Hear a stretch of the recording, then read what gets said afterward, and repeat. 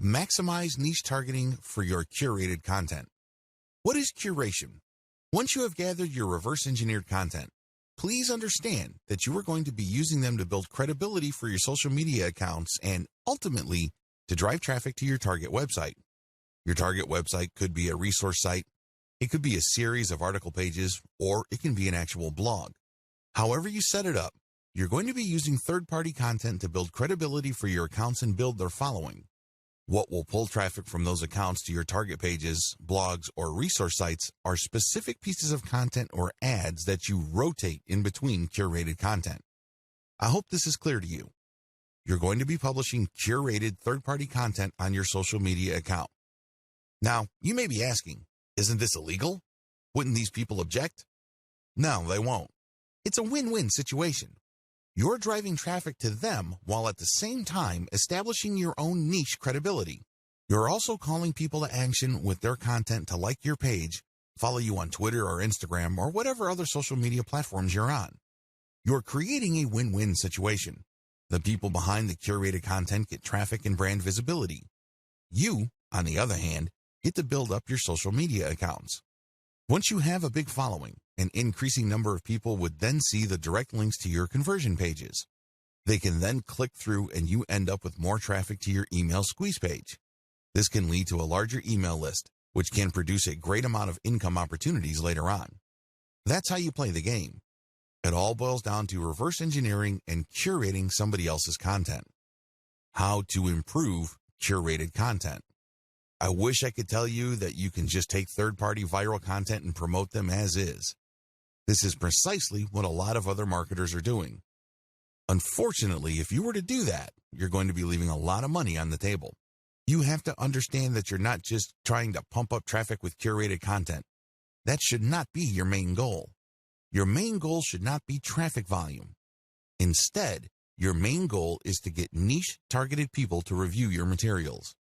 The more of these people you reach, the more likely they would click on the link to your social media account and become a follower or channel subscriber or page liker or fan. Whatever form it takes, your objective is to get a massive amount of people to follow you. You're trying to create a fan base. And it's going to be hard to do this if you are just sending out curated content with the same headlines that were originally used. People can see that your stuff is not really original, so they probably would ignore it.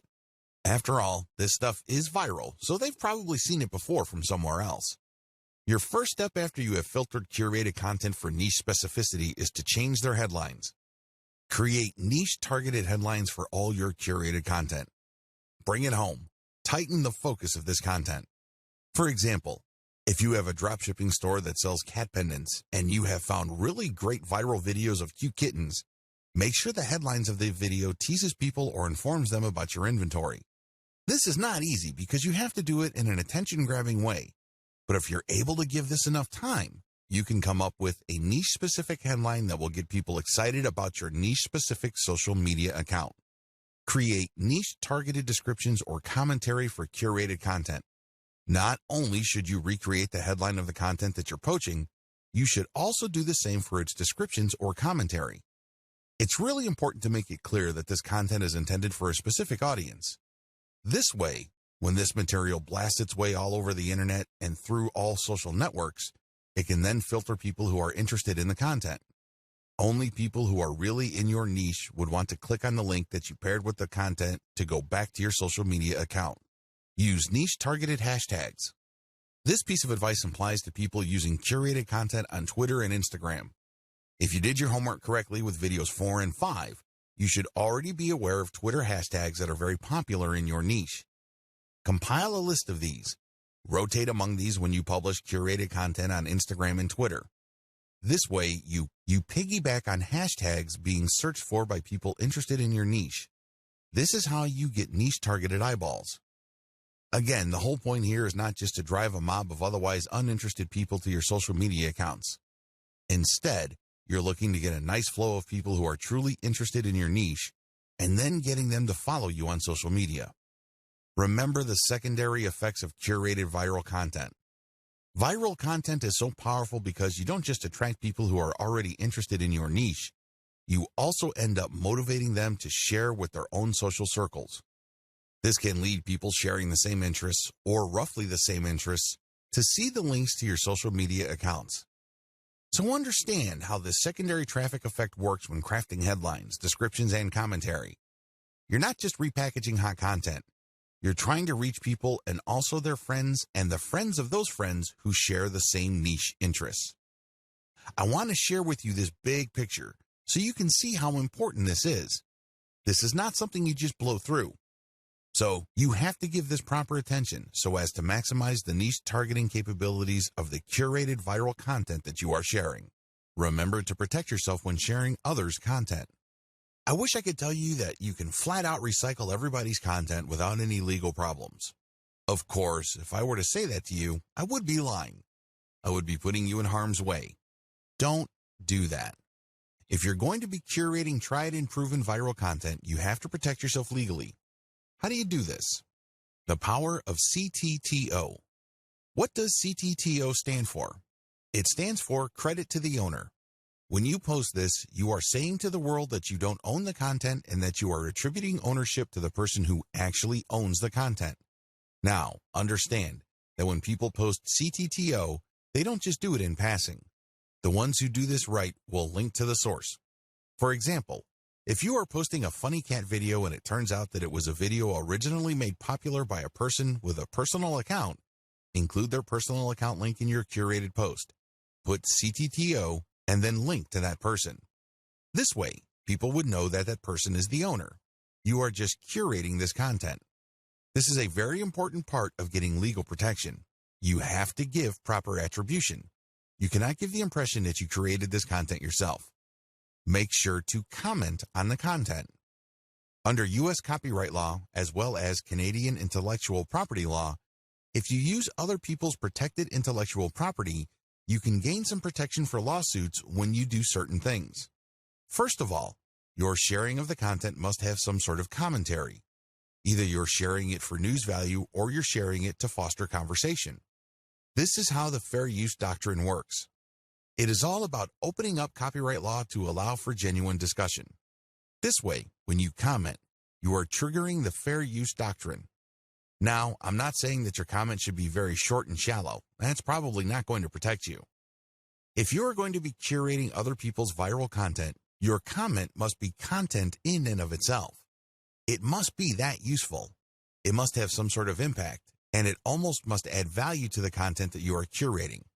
You can't just say, check this out, or haha, funny. That's not going to work. Use this tremendous opportunity to talk about your niche. Use this opportunity to highlight your expertise and level of authority in your niche. This way, you can kill two birds with one stone. On the one hand, you qualify the curated content under the fair use doctrine. This makes it harder for the owner of the content to sue you for copyright infringement. Remember, under international intellectual property law, the only person who has a right to copy and distribute the copies of his or her original work is the content creator. Alternatively, that person may assign those rights to another person. Those are the only people who have legal rights under copyright law. The fair use doctrine makes certain exceptions in certain contexts regarding that protection. This way, you can freely share somebody's content, provided that you are adding commentary, adding value, or you are positioning it to foster discussion. It is also important to make sure that the content that you are sharing is not the whole content. For example, you are probably going to run into trouble if you share a complete movie that somebody else produces. But if you're going to share snippets of the video or screenshots like the stuff that you see on BuzzFeed, you probably will be okay. You have to look at how much of the content you are quoting or sampling. If you use the whole content, then you may be in trouble. It is also important that you link to the source. This way, they benefit from your curation. This creates a win-win situation. In most cases, third-party content producers really don't mind. In fact, they would love to encourage you. Why? The more you spread their content, the more traffic they get.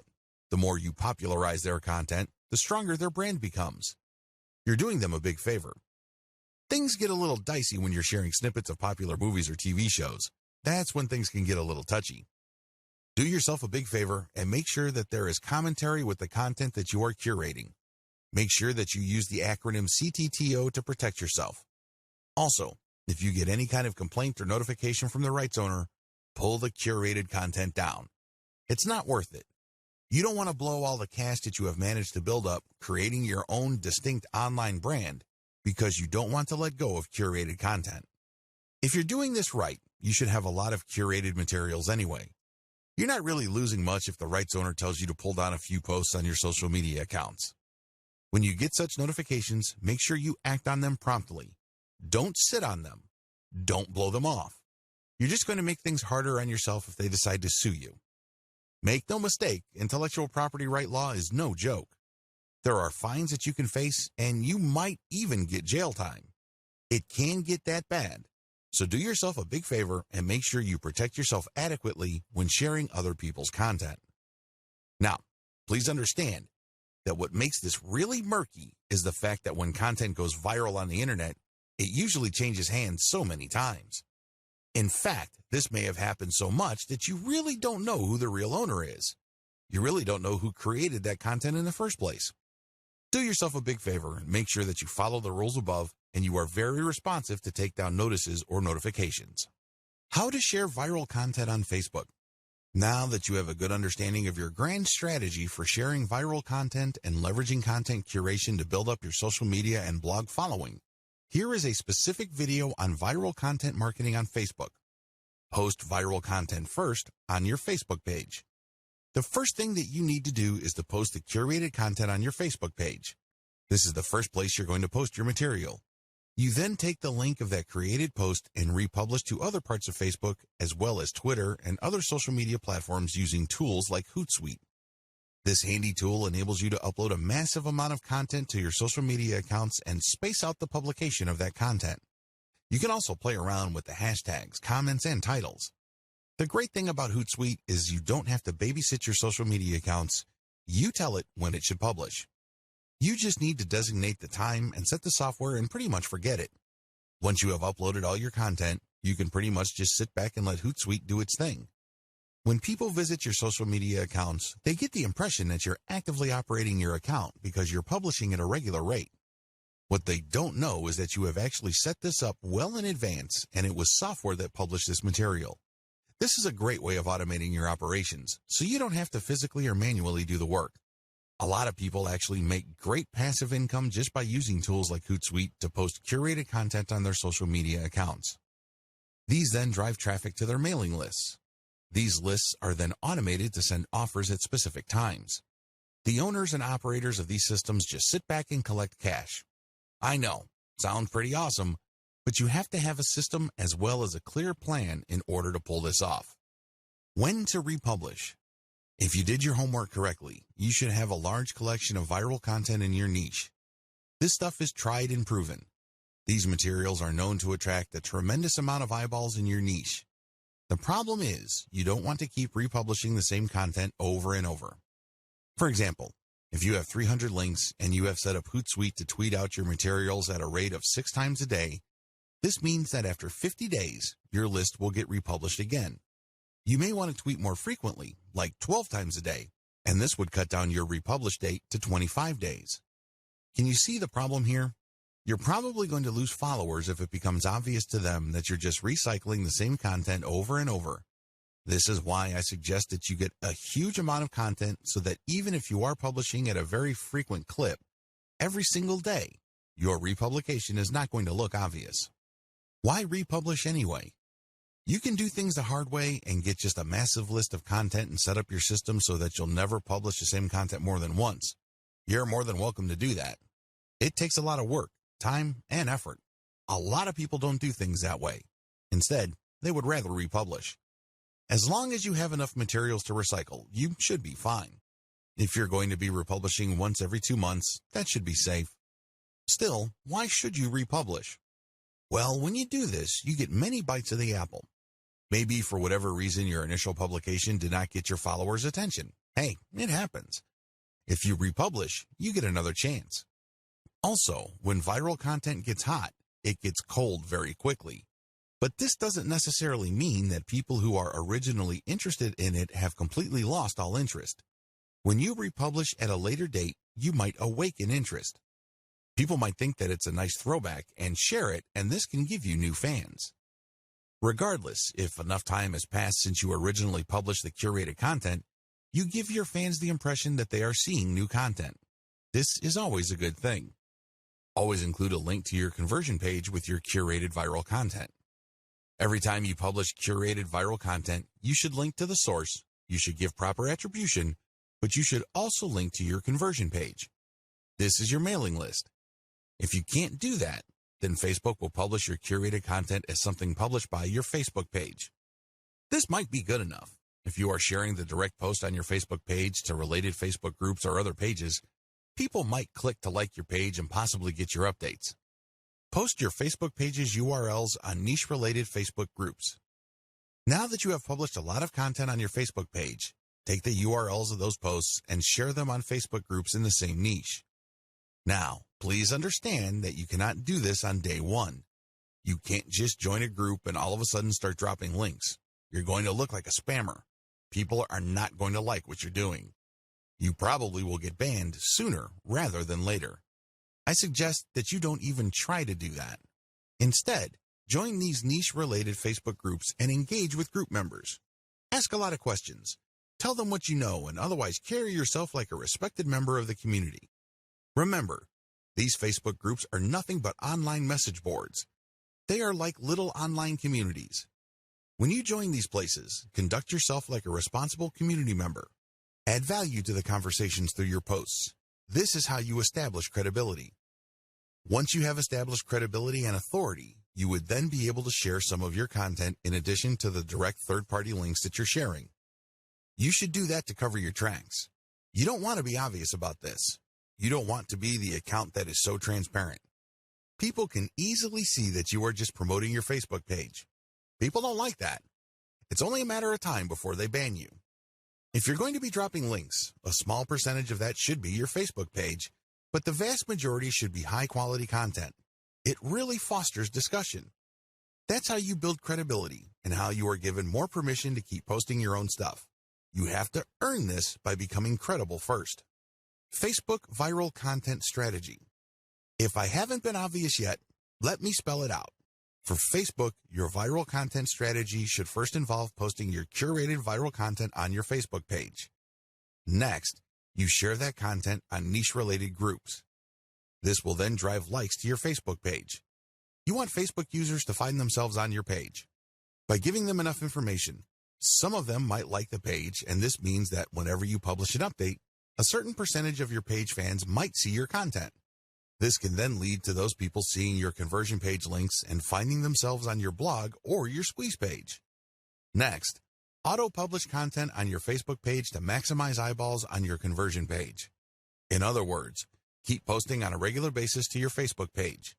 Don't feel guilty about this. Please understand that only a tiny minority of your Facebook fans will get to see your updates. The vast majority of people who have liked your page will not see your updates unless they choose the option See First when they first like your page. But generally speaking, only a small percentage of your page fans will see your updates, so it helps to publish on a regular basis and to publish a lot. As long as the quality is there and as long as the quality is high enough to drive engagement, you should not suffer from this. However, if you just publish stuff that has absolutely no engagement, Facebook might actually penalize you. If you think very few of your fans are seeing your content now, wait until Facebook punishes you for low engagement. Even fewer of your fans will see your content after the penalty. Next, get clicks on your conversion page. This is how you get list members. Finally, you auto-publish your email updates and you get conversions passively. That's how you play the game.